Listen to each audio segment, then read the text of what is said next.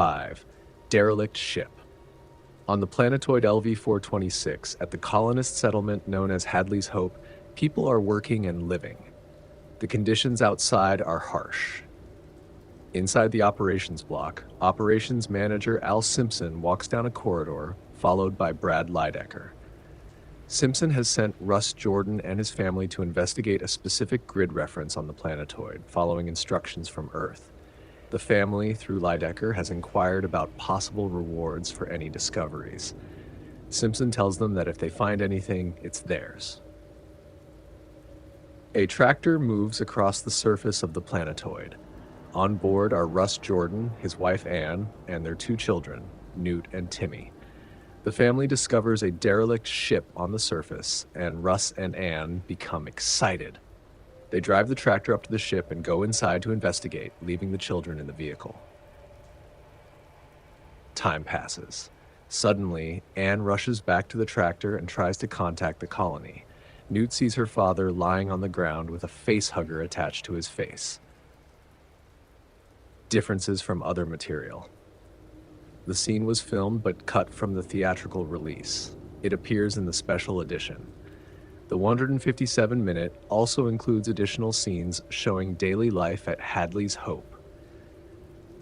In the scripts, the depiction of Hadley's Hope is more extensive. The conversation between the children inside the tractor is also longer. Early versions of the script included a scene where Burke tracks Ripley down in a bar on Gateway Station after the hearing and tricks her into giving him the coordinates of the derelict ship. It is also during this scene that he reveals the existence of a human settlement on the planetoid. The 1983 Alien 2 treatment is longer than later versions. In the released films, Anne returns to the tractor to call for help, while Russ is lying next to the tractor with a facehugger on his face. This creates a plot hole in the film. The movie or the final script does not explain how Anne managed to drag her husband to the tractor.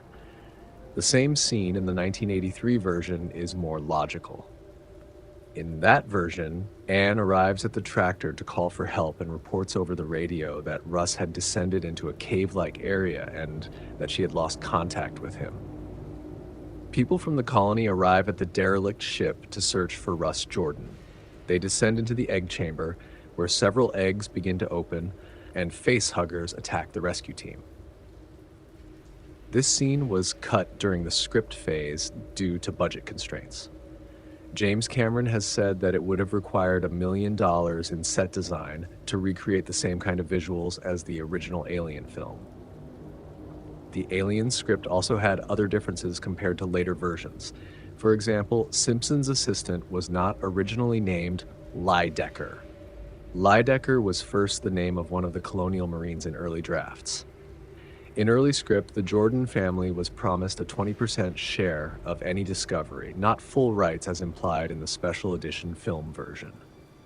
Additionally, the planetoid was originally named Acheron, not LV-426. The name LV-426 appears in later drafts, although Acheron is still referenced occasionally. For example, in one early script, the sign at Hadley's Hope reads, "Welcome to Acheron." An interesting detail, in the special edition, the transparent panel in the operations center reads, Acheron Colony. This indicates that the name of the planetoid was changed from Acheron to LV-426 during production. It was later established in franchise canon that LV-426 is the official coordinate-based designation of the planetoid, while Acheron is its informal or colloquial name. 6. Lost contact. Ripley sits in her small apartment, bored, accompanied by her cat Jones. At the door appear Burke and Lieutenant Gorman of the Colonial Marine Corps. Ripley is not interested in speaking with them, but eventually lets them in when Burke explains that contact has been lost with the colony on LV-426. Burke tries to persuade Ripley to join a mission to the planetoid, offering her a position as an advisor. Ripley is not interested. Gorman assures her that the Colonial Marine Corps, which he represents, will handle all security. Ripley remains uninterested and asks Burke what his real motivation is. Burke says the company has invested in terraforming operations on the planetoid. Ripley replies that she saw a commercial about it. Burke promises to help reinstate Ripley's flight license and restore her officer status, offering her a better job than operating a cargo loader. Ripley still refuses and asks the men to leave. Burke gives her a contact card before they go. Later that night, Ripley awakens from the same recurring nightmare. She contacts Burke to clarify that the mission is not to study or retrieve the creature, but to destroy it. Burke assures her that eliminating the organisms is part of the mission plan. After that, Ripley agrees to join the mission. Differences from other material. The special edition version contains slightly more material than the theatrical cut, including Ripley questioning Burke's motives and her line about seeing the commercial. In the script, the company advertisement Ripley refers to is described in more detail. Before the men arrive to meet her, Ripley watches a Building Better Worlds commercial from Weyland-Yutani on TV. The colony advert scene was storyboarded and partially filmed, but cut from the final versions. An interesting production detail is that the bathroom in Ripley's small apartment is actually a repurposed airplane lavatory integrated into the set. In a very early draft, referenced in The Making of Aliens by J.W. Rinsler, Burke tells Ripley that her cat Jones is not real, but a synthetic replacement. According to this version, the real cat died during hypersleep, and Weyland-Yutani secretly provided a duplicate to help Ripley cope. This concept was later dropped and does not appear in the final script or any filmed version. In the 1983 Alien 2 treatment, there is no Burke character. Instead, Gorman visits Ripley along with a Dr. O'Neill. O'Neill appears as a neutral character, and Gorman essentially plays the role later assigned to Burke. As a result, when Ripley makes her night call, it's to Gorman, not Burke. The Alien 2 story does not include the evil company subplot. Consequently, there is no corporate representative attempting to bring back an alien specimen. The development of the Burke character across different drafts is particularly interesting. Initially, he appears as the neutral Dr. O'Neill. When the evil company subplot was added, a new character called the Xenocontact Specialist named Lydecker was introduced. Eventually, the roles of O'Neill and the Specialist were merged to create the character Carter Burke. Intriguingly, the name Lydecker appears in all versions of the story, though the role associated with it varies. In the Alien 2 treatment, the story also mentions xenobiology, hinting at the later Xenocontact Specialist role, although the xenobiologist has no real presence or function in that version of the script. Lastly, in the Alien 2 treatment, the military force is called the Colonial Guard, not the Colonial Marine Corps. 7. Breakfast on the Sulaco. The military vessel Sulaco flies toward the planetoid. Inside the dark ship, we see an abundance of weapons and military equipment. In the darkness, a monitor lights up and begins listing personnel. Simultaneously, the lights turn on, and the lids of hypersleep chambers begin to open in a row. Stiffly, the crew members start to rise from the chambers. The unit leader, Sergeant Apone, is quickly on his feet and starts urging the others to get up from their chambers. The group goes to get dressed. Smart gun operator Vasquez does pull-ups in a pipe and asks dropship pilot Farrow about Ripley. The crew proceeds to eat. Ripley listens, somewhat surprised as the soldiers speak condescendingly about the mission and the colonists.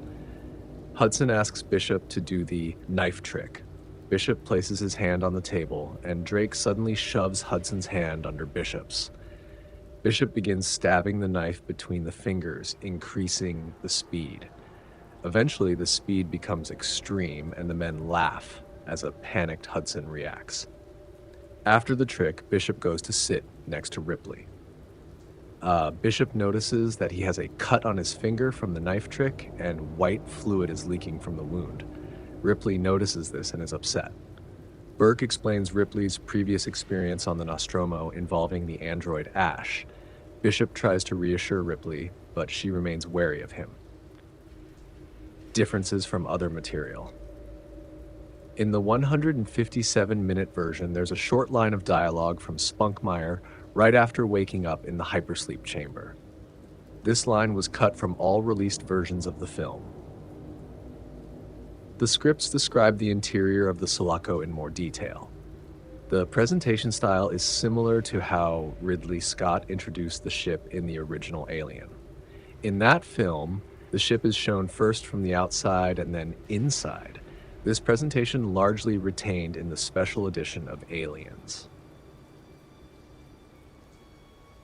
According to early drafts of the story, Bishop does not sleep in a hypersleep chamber, but maintains the Sulaco throughout the trip while the others are in stasis. This would have made more logical sense for the story, as an android wouldn't need to sleep and would be more useful maintaining the ship. This is realized in the film Prometheus, where the android David maintains the ship throughout the entire journey. The way Bishop is introduced was changed. James Cameron didn't want to reveal he was an android immediately, but instead wanted to build dramatic tension between Ripley and Bishop. Therefore, Bishop was shown waking up with the others, and Ripley discovers that Bishop is an android during breakfast. In an earlier version of the script, Ripley recognizes Bishop as an android due to a tattoo on his hand containing an alphanumeric code. During production, Lance Henriksen, who played Bishop, suggested adding the hand of Bill Paxton's character, Hudson, to the knife scene. Bill Paxton didn't know how close the knife would come to his fingers during the take, which made his reactions in the scene completely genuine. In the scripts before eating, the entire group goes to the shower. In the scene, both men and women shower together. While in the shower, Vasquez asks Farrow about Ripley, and Hudson joins the conversation. However, this scene was never filmed, as the actresses refused to appear nude. As a result, the conversation between Vasquez and Farrow was moved to the locker room area. In the early scripts, Burke introduces Bishop's manufacturer as Cyberdyne Systems. But since this was the same name as the manufacturer of the cyborg in Cameron's earlier film, The Terminator, the name was changed during filming to Hyperdyne Systems. According to the scripts, Drake and Vasquez were recruited into the military from a juvenile detention center. In the 1983 Alien 2 treatment, Ripley identifies Bishop as an android from the mission roster. There is no confrontation between Ripley and Bishop in the mess hall. Instead, Ripley encounters Bishop later in a corridor where they have a conversation. In that same Alien 2 script, Hudson delivers his knives and sharp sticks monologue during the breakfast scene, whereas in the film and later scripts, this is shown later. Was it an older model? Yeah, the Hyperdyne System's 128.2. Well, that explains it, and the A2s always were a bit twitchy. That could never happen now with our behavioral inhibitors. It is impossible for me to harm, or by a mission of action allow to be harmed, a human being. You sure you don't want some? Just stay away from me, Bishop. You got that straight? Guess you don't like the cornbread either.